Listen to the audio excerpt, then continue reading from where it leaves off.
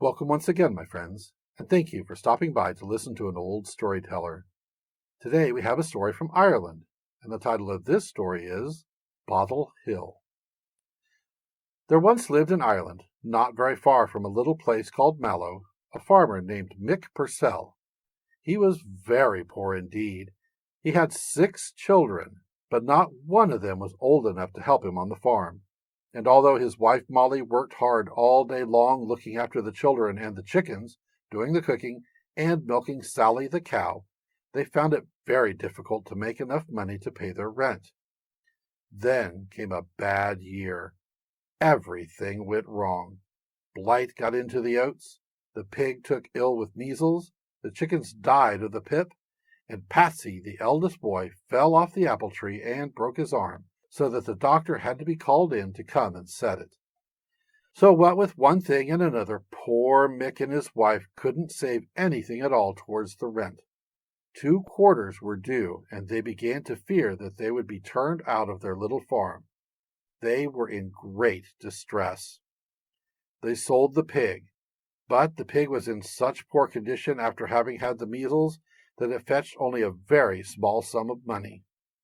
When that was gone, there was nothing left but the cow. It was a dreadful thing to have to sell her, for she provided milk for the children, and they needed it badly. However, anything was better than being turned out of the house, so they decided that on the next fair day Mick was to drive the cow into the town of Cork, 13 miles away, and sell her for what she would fetch. Mick was very mournful about it, but his wife did her best to cheer him up. God had looked after them so far, she said, and she was sure he would not desert them now. So Mickey set off one Monday morning early to drive the cow into Cork. His wife told him to be sure to get as much money as possible and not to sell her to the first bidder, and he started along the road at 5 o'clock in the morning so as not to arrive late at the fair. And when he passed by the old Abbey of Mourne, with the early sun shining aslant on its grey walls, he thought of the tales that were told of the fairy treasure hidden somewhere beneath the hill on which it stood, and he wished with all his heart that some of that fairy treasure were his. It was a lonely road, and he met not a soul. The only sound being heard was that of the birds singing their early morning songs, and the soft rustling of the trees in the early morning wind, and the steady clop, clop of Sally's feet and his own along the road. And when he had gone nearly halfway, he came to the top of the long hill which is now known as Bottle Hill, though at the time it had a different name. And there he was overtaken by a man. It was rather strange, for Mick had heard no footfall behind him, and only became aware of the man when he found him walking by his side on the road. He said good morning politely, and Mick said good morning in return.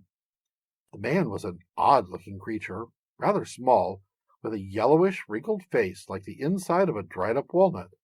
His hair was white, and he had a funny little red nose, and his sharp eyes darted here and there and seemed to miss nothing. Mick thought he had never in his life seen eyes so bright and quick. They made him feel a bit uncomfortable. Indeed, there was something rather queer altogether about this little man. He had a great cloak wrapped about him so that nothing could be seen of his legs or his body, and he had a strange way of seeming to glide over the ground instead of stepping along as other people do. Mick hurried his pace a little, driving Sally along more quickly, but his queer neighbor kept up with him. Mickey grew hot and cold by turns, and he felt his knees trembling under him. He dared not cross himself as he would have liked to do, for fear the little man might be offended. So he said a prayer silently in his heart and kept on steadily along the rough road. And then, all of a sudden, the little man began to speak in a squeaky high voice, which made Mickey more frightened than ever. "Where are you going with your cow?" asked the little man. Mickey replied that he was going to the fair at Cork to sell her. "Will you sell her to me?" asked the stranger. Mickey was in a fix. He didn't at all want to sell the cow to this queer creature. But on the other hand, he was afraid to refuse. So he asked what the little man would give him. His companion pulled a bottle from under his cloak and said that he would give the bottle for the cow. Frightened as he was, Mickey could not help but laughing at this proposal. "You can laugh as much as you like," said the little man, "but this bottle is worth far more than any money you will get at the fair for your cow. You'll be making a great mistake if you don't have it." Mickey held out stoutly. He didn't want the bottle. It was money he needed. Besides, what would Molly say if he came home without the cow and with nothing but an empty bottle in exchange for her? He was sure he would never dare face her. They went on side by side along the road, and the queer little man kept on persuading him to give him his cow for the bottle. At length he said, "For the last time, Mick Purcell, will you take this bottle? I tell you, you'll never be sorry. Your cow may die before you get to the fair, and then you'll have nothing." So when Mick heard the man call him by his name, he began to think there must be some mystery or magic about the whole business. And in the end, he allowed himself to be persuaded, and said he would agree to the exchange. The queer old man then explained to him with great care what to do with the bottle when he got home. He was to take no notice if his wife was annoyed, but was to keep quite quiet and to tell her to tidy the room and lay the table neatly with a clean cloth. Then he was to put the bottle on the floor and say, "Bottle, do your duty," and wait and see what happened. So Mick set off home again with his bottle, but his heart was heavy, as the matter did not seem very satisfactory. The old man started off with the cow in the opposite direction, but when Mick turned to look after him, neither he nor the cow was anywhere to be seen. It was just as if they had vanished into the ground. Molly was sitting over the peat fire when Mick returned, and was much astonished to see him back so early, for she knew it was a long way to Cork.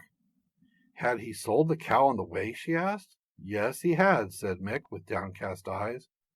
But when she learnt that all he had brought back was an empty bottle, she was very angry indeed, and tried to get hold of the bottle to throw at her husband's head. But he managed to keep it in his grasp and to calm her down. Then he told her all about his strange adventure, and soon Molly herself began to think that there was perhaps some fairy magic in the bottle. So she tidied up the hearth and spread a clean cloth on the table. Mick put the bottle on the ground and said, "Bottle, do your duty," as he had been told. And instantly 2 tiny little men sprang from the bottle, and in less than a minute they had covered the table with dishes of gold and silver, with all sorts of good things to eat on them. Then the 2 little men disappeared into the bottle again, and it appeared once more to be empty. And Mick and Molly and the children all sat down to a splendid meal. They wondered whether the dishes would disappear when the meal was over, but no such thing. They all remained on the table. So Molly cleaned them and put them away, and the next day Mick took them to Cork and sold them and bought a horse and cart, clothes for the children and for Molly, and many other things.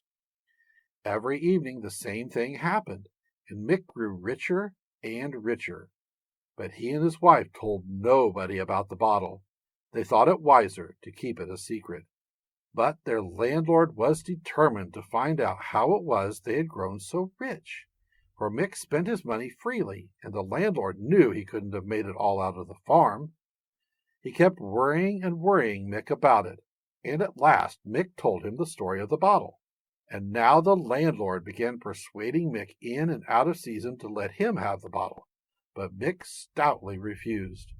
At last the landlord offered to let Mick have the farm for his very own, with no more rent to pay. This Mick could not resist, and as he had a nice sum of money in the bank and would now have no rent to pay, he felt he could afford to give up the bottle. But alas and alas, he thought the money would last forever, and spent it like water, and like water it all ran away, so that before many months had gone by they were as poor as they had been before. And at last they had no more money to buy food, and only 1 cow left. In fact, they were in about the same position they had been before they had the magic bottle. So once again Mickey set off for Cork to sell the cow, not without a secret hope that he might meet the queer old man again and get another bottle. And, would you believe it, when he came to the same spot, there was the strange creature by the roadside, actually waiting for him, so it seemed. So Mick poured out his tale and begged for another bottle in place of the one he had given away, and the queer old man gave him another in exchange for the cow. Mickey was delighted and thanked his odd friend over and over again. And when he got home at night, his wife laid the table as before and swept the house as before. But when he said, "Bottle, do your duty," there jumped out of it two great men with stout cudgels, who beat poor Mick and his wife and children until they were half dead. Then they jumped back into the bottle, which seemed once more empty. As soon as Mick had recovered, he thought hard for some time. Then, leaving his wife to look after the children, he went off to his landlord's house. The landlord was giving a big party, but he came out to speak to Mick. When Mick told him he had another bottle, the landlord took him into the great hall where all his guests were feasting. He told Mick to make the bottle work, and when the word of command was given, out jumped the two great men again and started hitting about at all the guests. They all tumbled over one another in their efforts to get out of the way, and the landlord yelled to Mick to take his terrible bottle away and put a stop to the mischief it was doing. "I'll take it away if I can have the old one too," said Mick. "Take them both," said the landlord. "I want to see no more of you and your bottles." So Mick put the two bottles into his pockets, and as he did so, the two great men jumped back into the one out of which they had come. He hurried off home, greatly delighted, and you may be sure that the second bottle was put away on a high shelf, well out of the way, in an outhouse. But the first bottle continued to work for him and his family for many years, and he grew rich and prosperous. But one day, when Mick and his wife were both out, there came to the door a man who told the maid he was a rag and bone merchant. He asked if she had any bottles to sell. She knew nothing about the magic bottles, for the matter had always been kept secret. The man promised her 6 pence each for any empty bottles she could find, and after a good hunt she found the one in the outhouse and the other one high up on top of a dresser. As soon as she brought them out, he seized them from her, gave her a bright shilling, and then, so she declared, vanished into the ground. There is no doubt it was the same strange person who gave Mick the bottles to begin with. At any rate, they were gone and were never seen again. But Mick had learned his lesson and was now careful not to spend more than he could afford, so that he and his family lived in comfort to the end of their days. And now you know why that piece of road is known to this day as Bottle Hill. Thank you once again for listening to this story. If you enjoyed this story, please press that like button. Also, please help an old storyteller out by subscribing to my channel. The next story will be posted in a few days, so until then, may your story continue to be a good one.